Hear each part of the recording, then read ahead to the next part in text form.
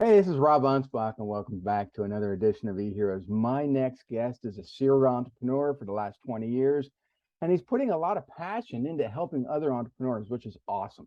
He's also the best-selling author of Side Hustle Millionaire. So I want to welcome Tony Whatley to the show, and I just love that background. That is just awesome. Well, thank you, Rob. I'm honored to be on your show and always enjoy your wit and your humor that you share online. And it's good to connect in video and virtually like we do nowadays in modern times. And yeah, thanks for the good time, man. But your whole philosophy, and I'm looking at your logo in the background. And for those who are listening to this on audio, it says 365 driven. And I have never seen anybody on the internet so driven like you, that every day is another opportunity to not necessarily make money, but to educate people, to entrepreneurs especially, on how to live a better life.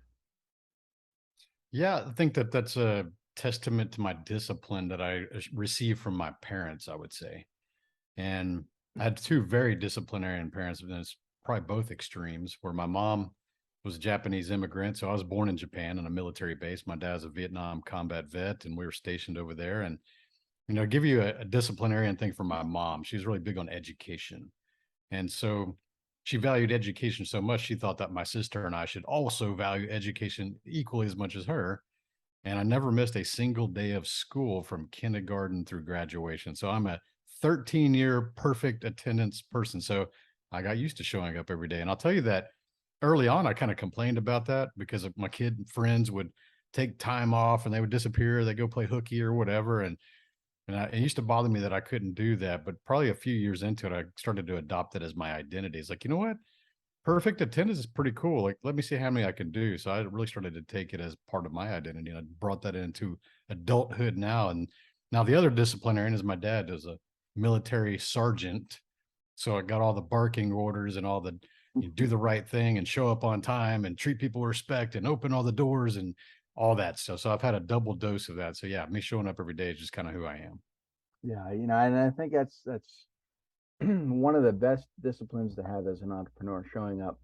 Mhm. And I know, in fact, I just had a new roof put on my house, and siding, and the whole gamut. And I talked to a bunch of people. They never showed up to do an estimate. So I called an Amish guy, and you'd think they don't have phones, but they do. Yeah. He showed up. He was polite. He was sarcastic like I am. I'm like, yep, he's got the job. I mean, him and his crew worked 11-hour days for 3.5 days, and they just knocked it out. And Mhm. they were perfection oriented, and that showing up to me is 90% of the sale. Yeah, I agree. I think that even on social media, I mean, I would say that you're very consistent as well because I always see your presence. You're always creating content and humor and things like that to entertain us. Although lately The Facebook has not been very humorous back to me. Well, yeah, they don't like the way we say things sometimes, so they kind of get a little bit testy and they kind of want to shut down your algorithm and show your post to less people, depending on the keywords you're using. Rob, you have to be really creative with your Yeah, keywords nowadays and you can't misspell say, them and put extra punctuation in the middle of the words. Like that's how you got to get around the AI robots. and you can't say throat punch. That's one No, no, word. no violence, man. No violence. Like one of my friends got a warning on his account for saying dropping bombs. Yeah. Yeah, it's terrible. Hey, let's talk about your book. I mean, I've written a lot of books, Mhm. but yours is you know always top of mind when I'm trying to find something new to read. Mhm. And I know there's a lot of entrepreneurs who don't have it, and I think it's probably one that every entrepreneur should have, at least in their library, to reference it every day. Yeah, I appreciate those words. I think that the thing is that I've been given advice on business for about 15 years. Although I've been a business owner for 20, you don't have a lot of experience or results in the first few years. So within the first 5 years, people were coming to me for advice that started successful businesses. And I was happy to share that kind of stuff. And I resulted in helping at least 12 that I know of former staff and employee of mine build seven, eight, and nine. One's a 9-figure business now. And so they were always telling me that I should be giving this advice. And man, I just had all the excuses not to do it. I didn't like being on camera. I didn't like putting myself out there. I was really good at being the MVP behind logos. And so the book was really like, hey, what can I do to get my information out of my head and just put it out there into the world? And I don't have to get on stages, and I don't have to be on TV, and I don't have to make videos. And so I admit this now, I was kind of in a cowardly state of trying to extract the information from my mind to put it into a book. And it's funny because I meet a few other authors and they kind of say the same thing. They're like, man, yeah, you could be a New York Times bestseller and nobody would recognize you. That'd be Right. great, you know? And so where it went wrong, which became right, was that about 4 chapters in, I was giving a chapter at a time to my editor, and the editor's like, "Man, this is really good. It's going to do really good." And he's like, "Someday they may want to interview you. You may be on TV or asked to speak." I was like, "Oh crap, here it is." And so I had to invest in myself to become the right person. And so that's why I do what I do now, but it wasn't intentional like that. But the book itself, it's how to really start your business. Because I think that at the water cooler talk, like in the corporate settings, there's always Barney and Steve and Susan that are always talking about, someday I'm going to start a business. Someday I'm going to do this. Someday I'm going to do that. Someday. And I've met so many of those people in my life over 25 years in corporate, and none of them did anything. I think literally, I thought about this last week. As a matter of fact, I said there's less than 5 people that I can count on one hand that have actually took the advice I given them in a corporate setting and actually went and created a business. 5. Yeah. And I've had employees of teams of 75, hundreds, and all these different people. So it kind of blows my mind. So I said, okay, how do the people get these past the idea phase for business? Because everybody's got ideas and they pat themselves on the back. I got all these business ideas, and they don't do anything with them. So I said, I got to get that idea out of their head, let them compare those ideas against their other ideas, figure out which one's going to get them best odds of success, and then kind of handhold them and walk them through the entire process to get it really 0 to $1 million revenue. That's kind of what that book is for. I mean, I've been an entrepreneur, a full-time entrepreneur for about 28 years now. And the first 3 years I struggled. It wasn't until I was in the probably, I would say 5 years into being an entrepreneur that I started getting success, that I started learning how to do marketing, that I started learning how to do all this other stuff. But it took probably, another dozen years before I finally wrote that first book. And people are like, "Oh, you don't want to write a book. That books are passe. No, nobody reads books anymore." And I'm like, "Screw it. I'm doing it for me to see, one, if I can do it, and two, just to help my business a little bit." I didn't want the fame. I didn't want the fortune. I just wanted some credibility. And when that book took off, I'm like, shit, now I have to speak. I have to do this. I have to do that. And I'm like, and it scared me, but I did it. And then I wrote number 2 book and 3 book. And then I started writing books for other people. And now 36 books later, and after 9 years, people are like, "Wow, Rob, help me do this or help me do that." And I'm like, okay. And for me now it's easy, but it took time. And I think most entrepreneurs don't want to put the time in. Rob, the beauty of the title of author is it's something that's heralded. It's something that's well regarded in any educated society. So you can't become an author until you actually publish a book. I used to write for all the automotive magazines, but I was a journalist, or I was a contributing editor, or I was a contributor. Like, you're not an author until you publish a book. So you can be a writer, but you can't be an author. And so in a cultural, westernized society where we value books and education, author is actually a really esteemed title. If you were to go to a social setting, and this is not specifically for you, this is for listeners that haven't written a book. If you go to a social setting and people are always shaking hands and telling you what they do, and you're going to hear doctor and an attorney, and like, these are esteemed titles for most people, but an author is also one of those top level esteemed titles that you can earn by writing a book. And then if you're watching this on audio, you'll see that both Tony and I have bookshelves, and they're filled with books. Now, mine are filled with a lot of my books that I've written, but I do have a few that are written by others. And you also have a bookshelf filled with books, and not just because we're authors, but we read a lot of what other people are also putting out, because we want to see their point of view. We want to learn. It's not just our ego, but we have to learn from others to be able to, help others grow. Yeah, and the camera doesn't show our desks. I have a stack literally My of desk is 20 messy. books. I've got 20 books sitting there at least. And it's because of all the authors that you and I both know that you buy their books, you support them, they send you books. Yeah. And so we have this never ending library that just love to be consumed. Yeah. And the thing about being an author is, and you just touched on it, is, we get a lot of books sent to us so Mhm. that we can read. They might want a forward written or an introduction or a review of some sort. And so my stacks and stacks, and I'm like, I had to force myself to speed read because it's like, this is going to take me forever to read. But, within about an hour or two, I can read an average book and come up with some kind of review. And it's nice to be able to support other authors because I know the struggle. So my tactic on consuming book knowledge is really just audiobooks at 1.4 speed.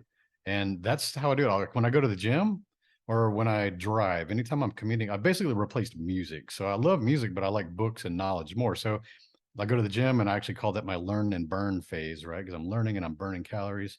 And here's the thing, I don't really buy the hardcover or the soft cover until I've listened to it. If it's a great book and I go, you know what, I want that one on my shelf and I'm going to go review that one again, maybe highlight things inside the book, I'll go buy the paper version of that. But generally, I'll start with the audiobook. And then if I like it, it makes to that shelf. And there's other shelves in other rooms, just like your house. The only downside to listening at a faster speed is when you meet the people in, real life and you're like, can you talk faster? Because I'm used to you. It's true. One thing that's cool about the Audible app is that at any speed, they still keep the tonality of her voice. Because it'd be funny if you think it's gonna be like the Simon and the Chipmunks, but it really does keep their voice sound like the processing is really good on that stuff. Yeah. Now, I love the whole 365 driven, but there is a backstory to that. Yeah. And I think a lot of people don't know that. And you like to race cars. Hmm. And to me, that's fascinating because, I've seen people, go to NASCAR and they'll watch this and I'm thinking, okay, it's just a car going by, going there.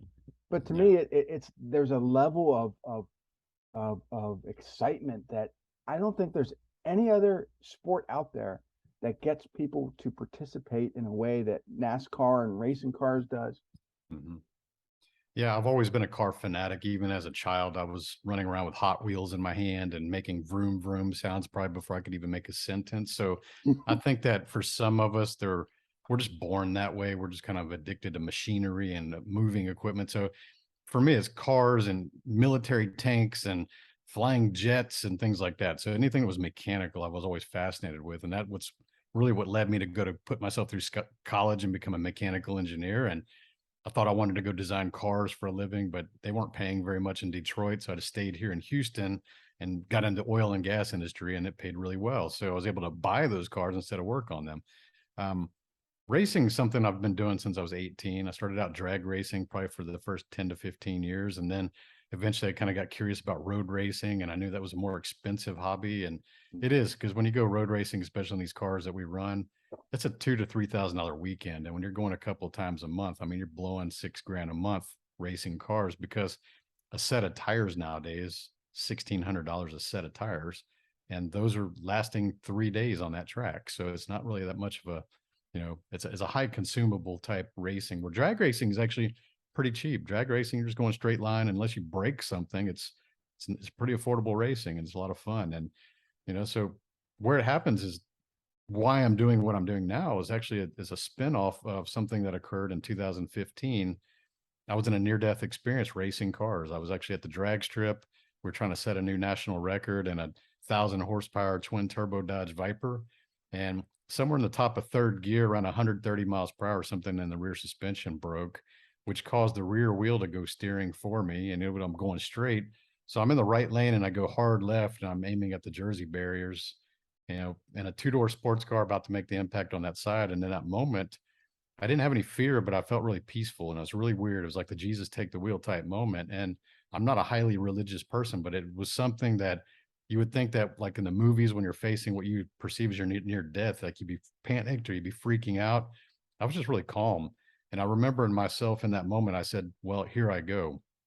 The impact occurs, and I'm looking at the damage after I finally get out of the car, and, there's wheels off the car, and the car is just destroyed. And a series of questions comes up when you're in that kind of a situation. And I know the listeners maybe have something that they can relate with, or they've seen this, or they've seen the passing of someone in front of them. And you start to think about, how would I be remembered if I would have died right there? And you're looking at where it happened. And that's the course of questions for me. And I said, well, I don't know how I'll be remembered, but how did so-and-so get remembered? How did that person get remembered? And you go, okay, we were kind of the same. We're kind of in the same circles. We were doing kind of similar things. And man, it was always like nice guy, cool cars, gone too soon. Like those three sentences kept popping up in my mind.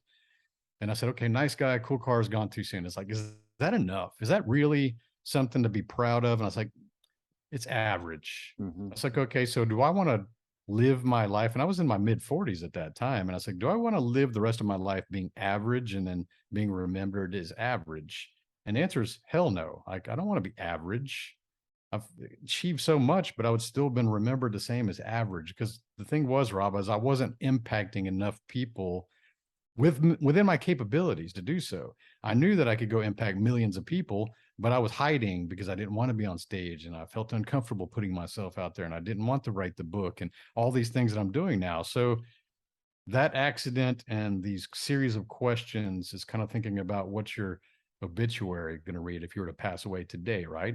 And we get to create that. It's all within our control, whatever we do to create that. So at that point, I decided, okay, I'm thinking that everything else beyond that day is a bonus life. And then I need to make the most of it. And I need to go create more impact. And I didn't know what that meant at the time, but I just knew that I had to go do something different, and actually left my oil career. And I was making $250,000 a year. Some people thought I was crazy. 20 plus years, I was on the executive path. I said, I don't want to be in an industry that doesn't serve people anymore. And I'm going to go focus on doing something that will. And luckily I was in a financial situation to be able to go do that, but I didn't understand what I wanted to do for another 2 years, man. Mm-hmm. Yeah, I look at some of the entrepreneurs now, and COVID really did a number on a lot of them. Yes. And your phrase "staying calm in the moment" resonated, because a lot of these people, they had this moment, they had this 2 years of COVID, and they didn't do anything. They didn't keep their marketing going. They didn't keep, and then all of a sudden everything starts to open up, and they're like, yeah, but what do I do now? I have nothing. My business went under because I didn't market. I didn't do this. I didn't. And then they start to panic. And I'm thinking to myself, yeah, but you wouldn't have panicked had you just done something. But I now, want to add to that. 2020, right? We're in March of 2020. Everybody go back to that, because that's when we were freaking out and nobody knew what was going on. And they're showing videos of people literally passing out on the sidewalk in China. And we're like, holy crap, is this chemical warfare? What's going on? And so the media got us all stirred up in a frenzy and hyped up. And I get that. So 14 days to flatten the curve. Like that's what they were telling us, right? So everybody go, okay, cool. We can take 14 days off because people are passing out on the sidewalk. Like we can do this, right?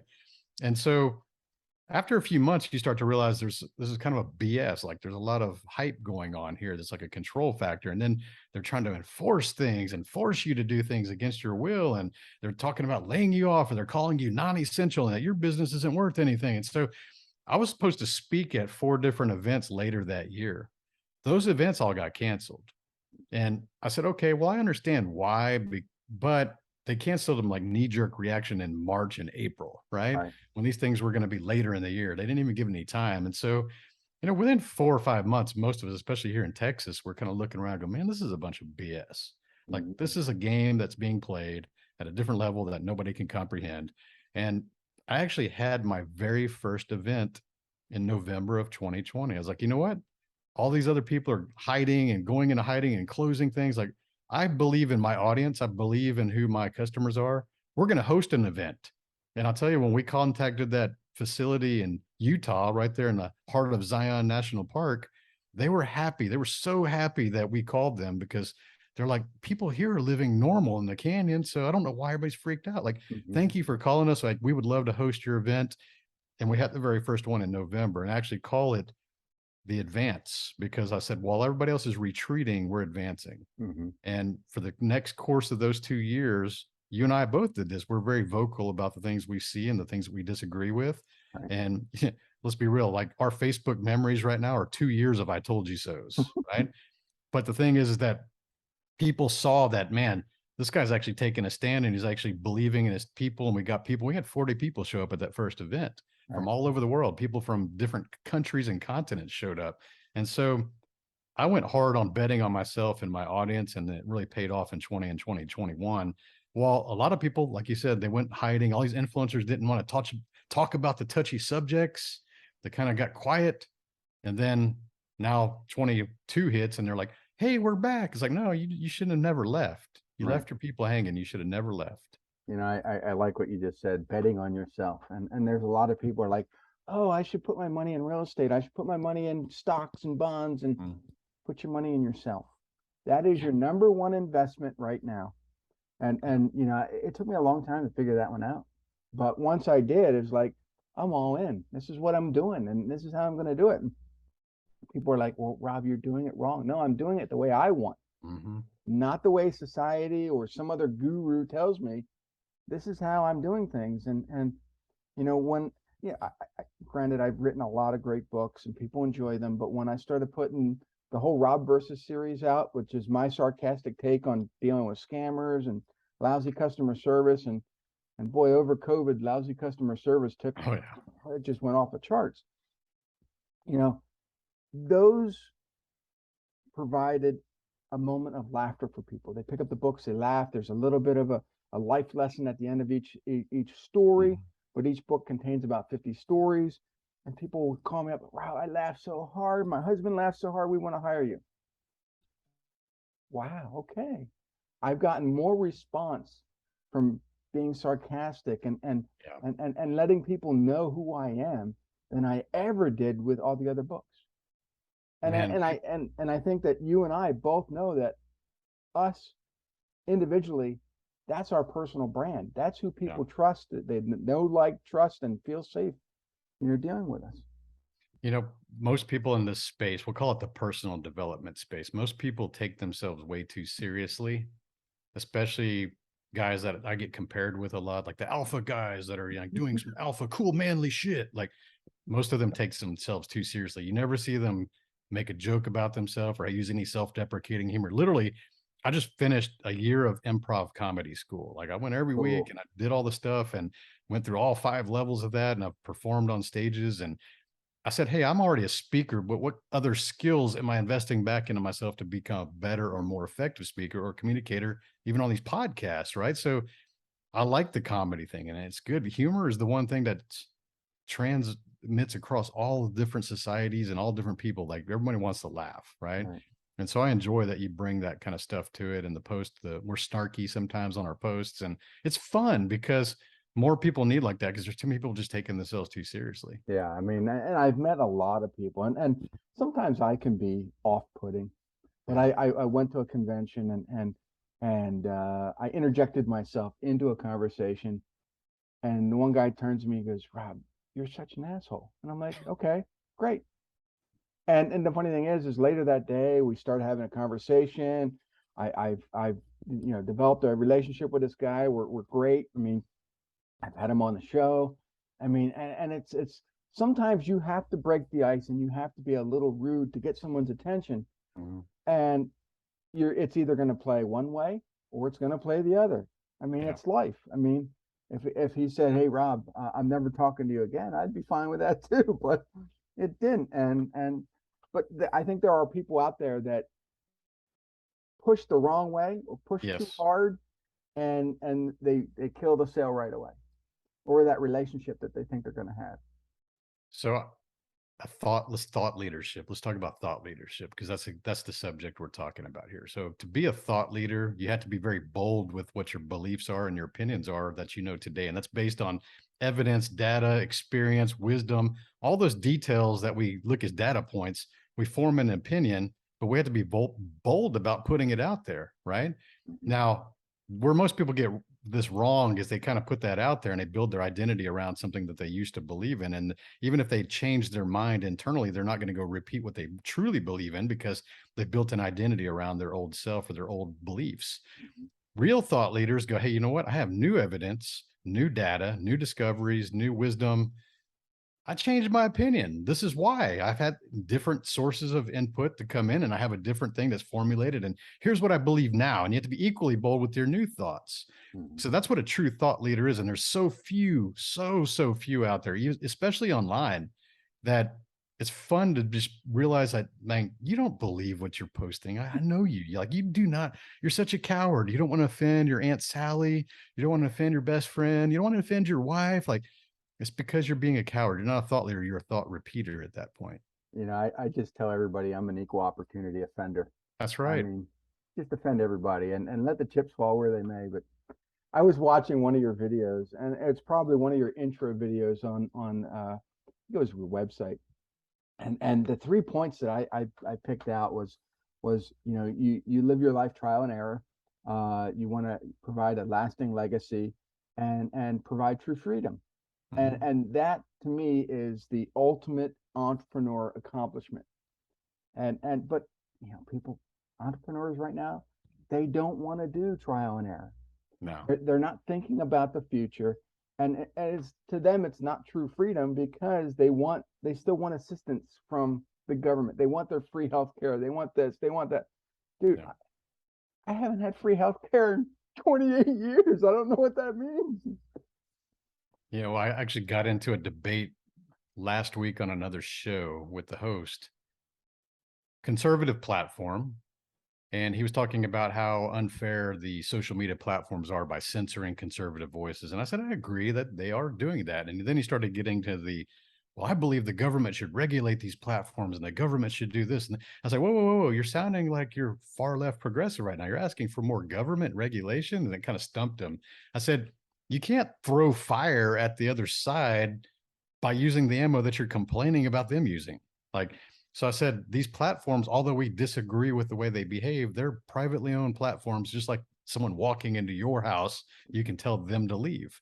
Whether we like it or not, we can choose to use the platform or we can go somewhere else. And he couldn't see the connection that the government being involved and all. So I was like, dude, like you have to like understand, like whatever we throw at them, they can use against us later. Mhm. So do you want more government regulation or do you want less government regulation? Right. So yeah, I love these topics. He wouldn't change his position because he was, it's like it's just censorship. It's just censorship. And I was like, dude, I've owned some large platforms with hundreds of thousands of members. First Amendment rights, I love those, but they don't apply on a publicly owned entity or a privately owned entity. They just protect you from the government from picking you up. That's all that is. Yeah, and I guess it's what called Act 320 or Act something. Yeah. But it helps protect some of these. It I've protects you from it protects the press from being sued yeah. for creating a story, right? So they're trying to position social media as being a press center, kind of like the newspaper, so that people can sue them for doing those kind of things. And that might be a solution, but that's not government regulation. That's just like treating them like who they are. Like if you're editing or post or censoring, you're acting as the media. Therefore, you should get the same rules as the newspapers. Mhm. And I think what some people forget is that social media is everywhere. Yeah. So they have to take in the governance of the United States, Norway, France. I mean, all these other countries, they all have their own rules. That's right. And so they're trying to create a system where, okay, there's rules and it applies to everyone. You may not like them, so play nice. And it's kind of hard for entrepreneurs to think that way because Yeah. I'm very vocal, you're very vocal, and anytime we can say something and Facebook can shut us down. Yeah. And to me, it's like, okay, whatever. I mean, I profited before Facebook. I will succeed after Facebook. It's not a big Exactly. deal.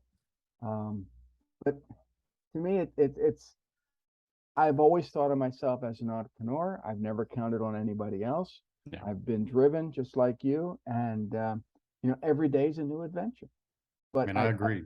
I get I out of agree. bed, and the first thing I do is I make my bed, and people are like, well, that's weird. No, but it gives me something that I've accomplished right off the bat, Mhm. and then I go have breakfast, get to my computer, do what I need to do, deal with customers, and my marketing may seem like it's everywhere. I mean, it looks like I'm Mhm. all over Facebook and LinkedIn, and a lot of that it's automated. Yeah. I can't be in front of the computer 24 hours, but, No. and I also can't be glued to this thing. Right. Um, Yeah. The and, electronic leash called the cell phone. I get it. but It's I went to the mall the other day and I watched these kids. They're not even entrepreneurs. They're just, regular teenagers, yeah. and they're on their phone more than I am. And I'm like, are you running a business? Oh I man. mean, what's You know going on? the worst offenders are the people at the gym. It's like they do one set and then they sit Take a down and selfie. their head immediately goes to their phone, and you're looking across and like all the equipment's taken up and they're all just sitting there looking at their phones. It's like, dude, like, do you want muscles or do you want to look at the internet? Like, choose your vice here. Like, you're wasting everybody's time by just sitting there. So, keep it in the gym bag. Like, I listen to podcasts, but my phone's in the gym bag. I don't have it in my hand the whole time. I really like what you said there. Choose your vice. And a lot of people, I hardly ever drink alcohol anymore. I don't smoke. I don't do drugs. I mean, iced tea is probably my vice. I probably should cut that out. But I think everyone should have one vice that they fall back on, because we can't, and I'm not saying that we as an entrepreneur should think, business 24/7, but we do need to occupy our brain with something else that, because for me over the summer, mowing the lawn, I push mow because it gives me exercise Mm. and it enables me to think for an hour and a half. I mean, I put my headphones on, play my 80s music, and I come up with more ideas in that, hour and a half of mowing than most people will come up, in a whole year of doing whatever they do. But it gives me that pause, and so I think some people just need to get away from their business to think better, more clearly. But a lot of them don't do conferences. They don't go. Everything is Zoom now. I'm like, ugh, don't get me started. You know, the funniest ideas are not developed in the boardroom. I say that they're developed in the bathroom. When you're in the shower or you're sitting on the pot, you Yeah. got some good thoughts if you're doing things. And it's funny how people just really don't understand. Like, you need that isolation time to go get in your thoughts. And anytime I'm around running water, it seems to like have this effect on me. Running water. Yeah, I got to go to the bathroom now. Let me pour some out into another glass here. And So what, this is just kind of curiosity, but what's your favorite car? my favorite car is always going to be a 1969 Camaro, and that's because that was the model and the car I drove in high school. I bought when I was 14 by mowing yards like you do, and I was walking dogs and working at McDonald's, and I bought a $1,200 69 Camaro that was a rust bucket, and my dad and I restored that. And then when I turned 16, it was ready to drive, and I drove that all the way through high school. So it's kind of the touchstone that takes me back, and I still have one. I've built several, and now I build them at really high levels. They've been on covers of magazines, and some of these builds have been over $200,000. Like, I build legit cars that actually get award-winning things. So again, it goes back to the car fanaticism thing.